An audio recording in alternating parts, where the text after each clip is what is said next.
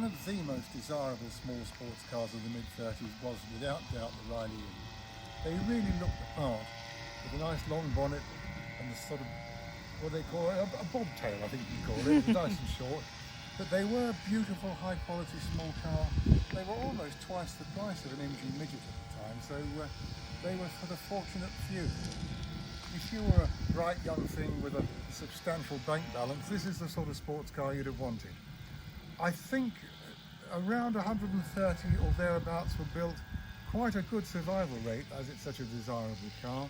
Something around 75 or 80 I think are accounted for, and they're all accounted for in the late Revd John Gathercole's book. John wrote the book of the Riley Imp, and this was his motor car. He owned this car for something like 52, 53 years. Wow. So it's a super little car. It's got, you had the choice of a crash box or the preselector. This has got the ENV preselector. Which is lovely. Well, yeah, and of course, so a lot of these, they were primarily used in competition, and they were very competitive.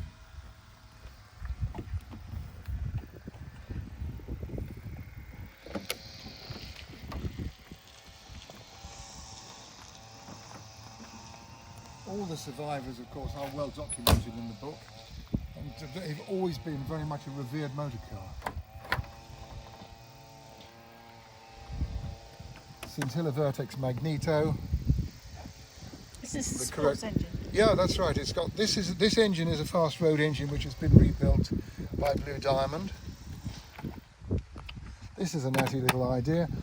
The aero screens live in these boxes. Perfect.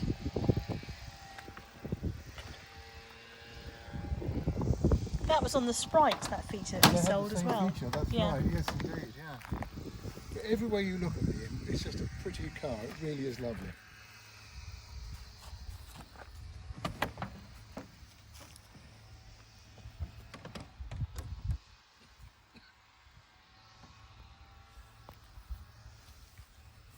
Connaught green, the paintwork, which has been this colour for many years. But there is a substantial history that comes with the car.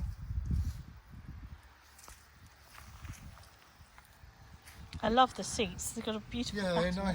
nice patina, isn't there? They're just as they should be. There's sufficient patina for the car to tell a story. If these cars are over-restored, so much gets lost, I think. But it certainly looks purposeful, doesn't it? I love the smell of the Castrol R.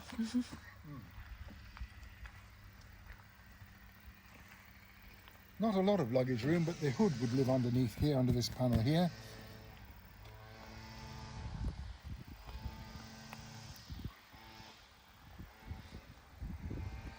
You went away for the weekend, you had to send your man first with the luggage. No good for me at all. No, you'd have to do capsule wardrobe with that.